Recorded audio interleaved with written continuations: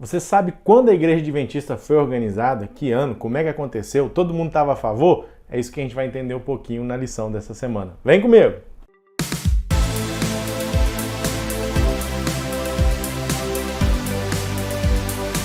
E aí, meus saleiros e minhas luminárias, tudo certinho com vocês? Estamos juntos aqui mais uma vez, estudando a lição da Escola Sabatina e aprendendo cada vez mais sobre a nossa identidade e a missão que nós temos, não é verdade? E mais uma vez eu estou aqui pedindo, por favor, antes da gente entrar na lição aí, para você fazer o quê? Fazer o quê? Se inscrever nesse botãozinho vermelho que está aí, se inscreve, por favor, curte, comenta, compartilha, para a gente poder estar sempre aqui desenvolvendo um melhor conteúdo para você. Tá ok? Certinho? Combinado? Então tá bom.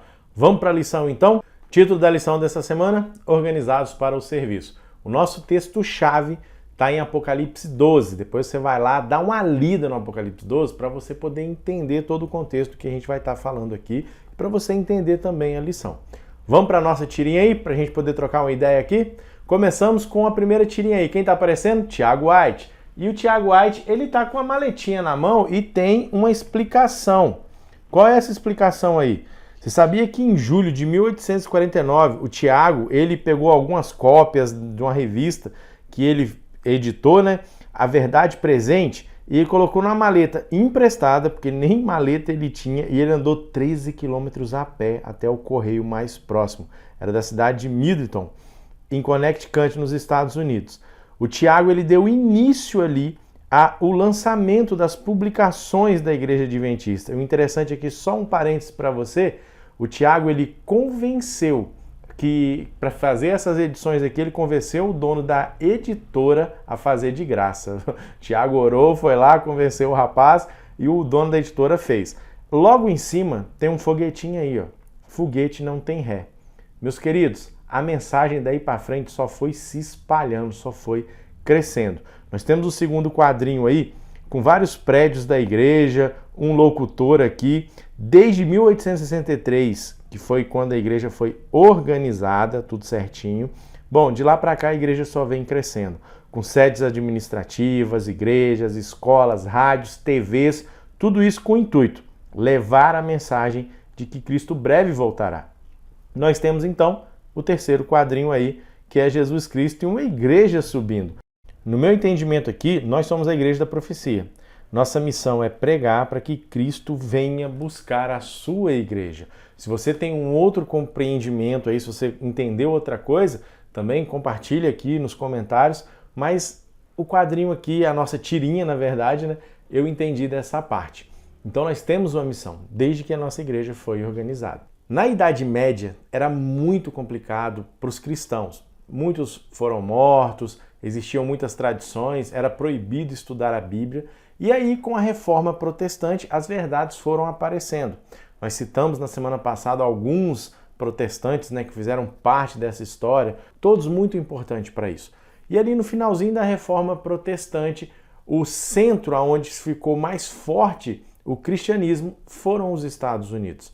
E entre as décadas de 1840 a 1850, os primeiros adventistas, eles foram buscar mais da Bíblia, eles foram entender mais a doutrina. Começou o Guilherme Miller, aí veio o desapontamento, depois do desapontamento o pessoal foi estudando e assim foram surgindo as primeiras crenças da Igreja Adventista. Até então não tinha esse nome. No início se tinham algumas crenças em uma revista chamada Revista do Advento e Arauto do Sábado. Essa revista se via aí para unificar e para levar mais a mensagem também para outras pessoas. E as publicações da Igreja Adventista, que não tinha esse nome ainda, eram muito fortes. Então, em 1860, houve uma necessidade. Eles tiveram que colocar a publicadora, a casa publicadora, a primeira, né, casa publicadora, eles tiveram que registrar ela e colocar como empresa. Por quê? Isso foi preciso para assegurar ali legalmente que aquelas publicações pertenciam aos adventistas. Quase que não saiu aqui, né? Bom, e o tempo foi passando e a mensagem ia sendo pregada e começou a se perceber que para essa mensagem alcançar mais pessoas era necessário mais organização. Só que essa palavra, igreja organizada, na verdade essa frase, né? Vamos organizar a igreja. Era muito complicado para algumas pessoas. Muitos não aceitavam, porque naquela época se tinha uma crença que se você organizasse a igreja passasse a ser organizada, ali você estaria vivendo como Babilônia, lá em Apocalipse. E lentamente foram tomadas ali decisões para melhorar as publicações, para poder organizar as igrejas, e assim a coisa foi andando. Em 1861, algumas igrejas se uniram e se formou então a primeira associação, depois vieram outras associações. Em 1863, essas associações formaram a Associação Geral. E de lá para cá, de 1863, muita coisa foi mudando, foi melhorando na organização da igreja, mas o intuito sempre o mesmo, a missão de pregar o evangelho de que Cristo breve voltará. Segunda-feira, a mulher fiel e a infiel. Com a reforma protestante, muitas pessoas foram abandonando a Igreja Católica, que era a única igreja da época, e foram surgindo outras igrejas. Conforme a verdade foi aparecendo, as pessoas foram saindo, se juntando. Por exemplo, surgiu a luterana, a presbiteriana, a anglicana. Durante o século XVIII, muita gente se converteu através de publicações, através de escritos de homens que Deus foi levantando. E segundo os historiadores, esses movimentos que surgiram ali no século XVIII deram ali o primeiro grande despertamento. Esse primeiro grande despertamento, que foi se virando para os protestantes, ele deu um pontapé para algo que ia acontecer muito parecido. O segundo grande despertamento, que aconteceu ali por volta de 1840, que você conhece como o movimento milerita.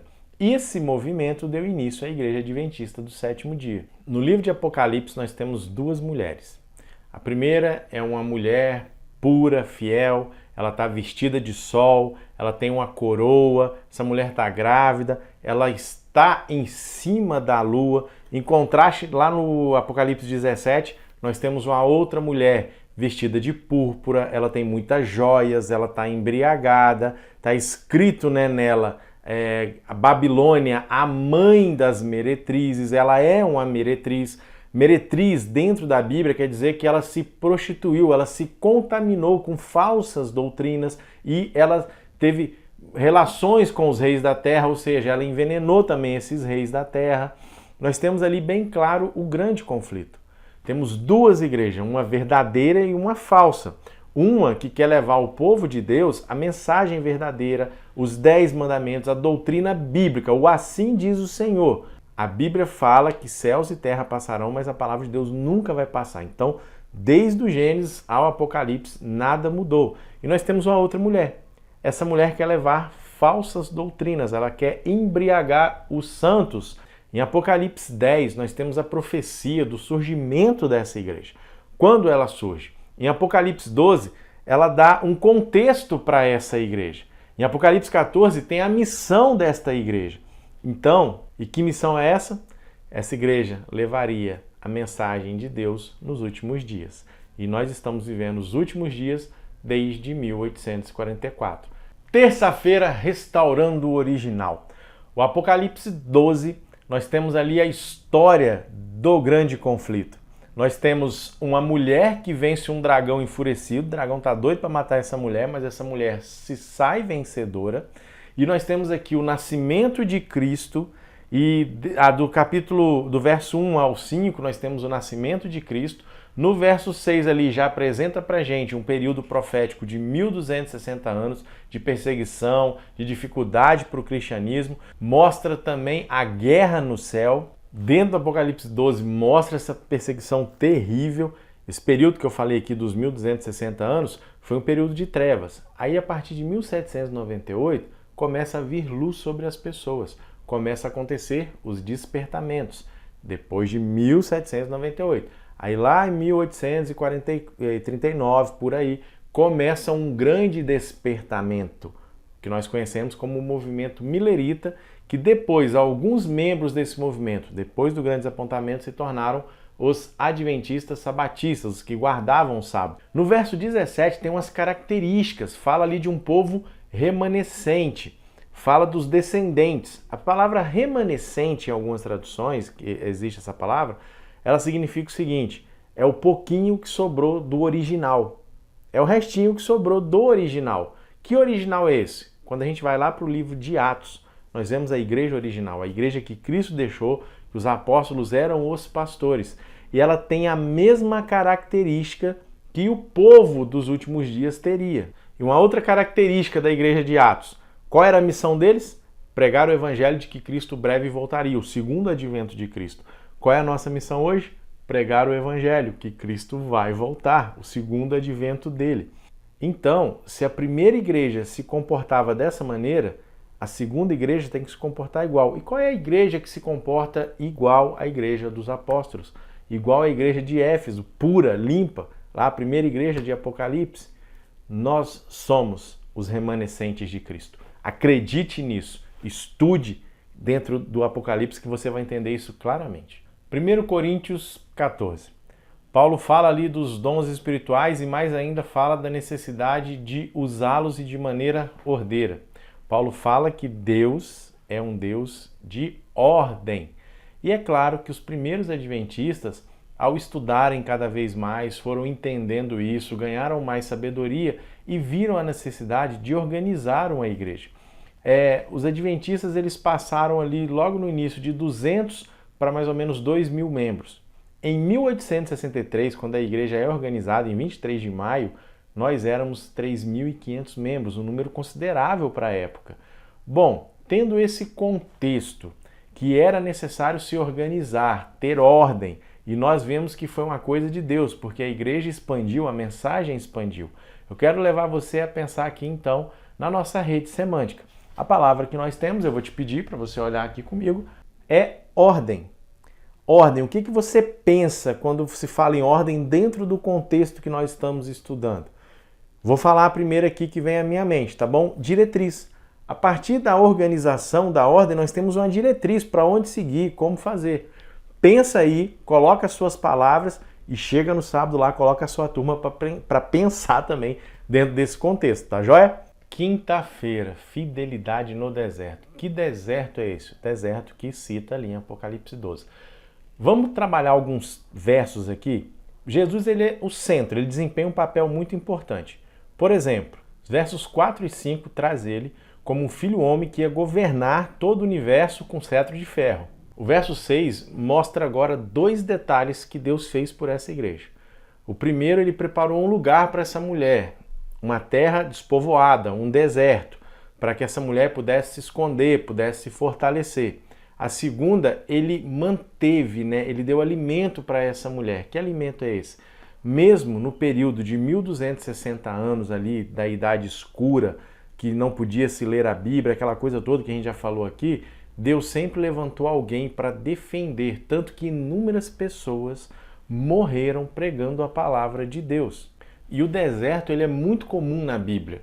Nós temos inúmeras histórias que se falam do deserto. Por exemplo, acho que a mais famosa aí que a gente pode citar é, além de Jesus, ter ficado 40 dias de jejum lá no deserto, é a de Moisés.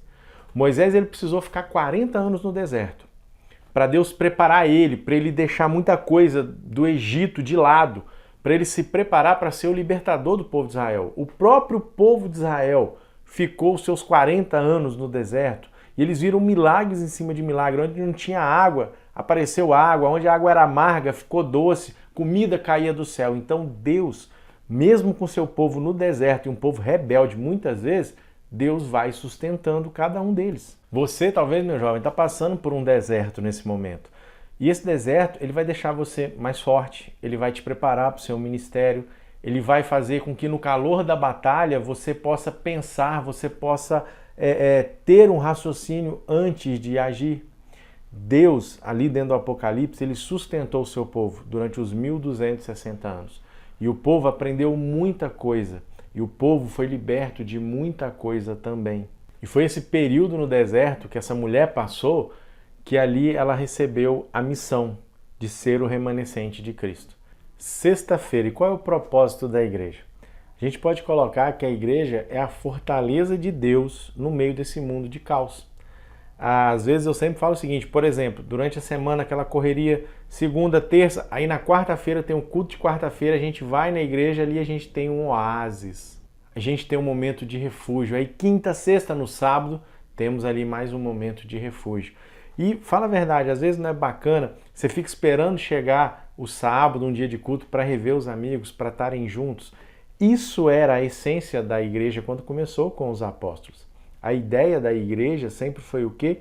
unir as pessoas, ter um lugar onde essas pessoas vão recarregar a bateria, digamos assim, e ter planejamento e foco e logística para as missões. Por exemplo, a nossa igreja, ela nos prepara espiritualmente o ano todo. Nós temos os 10 dias de oração. Nos preparamos em oração, em jejum, para fazer o quê? Temos logo em seguida a Semana Santa. Nós temos Caleb em janeiro ou em junho, dependendo da região que você mora. Nós temos Semana Jovem, Semana do Ministério da Mulher, Semana da Colheita. Temos aí também o que? O Batismo da Primavera, Evangelismo Público, tudo isso para fortalecer a sua fé. Porque o propósito da igreja é pregar o Evangelho, cuidar das ovelhas de Cristo aqui e deixar elas fortes. Se você não participa de nada disso, se você não se envolve com a igreja, você é uma ovelha que está morrendo, que está cada dia mais fraca e uma hora você não vai aguentar e você vai morrer. Deus preparou essa igreja, Deus escolheu esse povo, você faz parte desse povo, meu jovem. A nossa igreja foi organizada, Deus encaminhou tudo direitinho. Uma igreja que passou por um deserto e que prega a breve volta de Jesus. Deus chama você para fazer parte dessa igreja pregando o evangelho dele, de que ele breve voltará. Combinado? Certinho? Bom, espero que essa lição tenha ajudado você aí, que você tenha pegado alguma coisa aí para complementar os seus estudos e trocar uma ideia lá com a sua classe no próximo sábado. Um abraço, aguardo vocês aqui semana que vem. Tchau, tchau.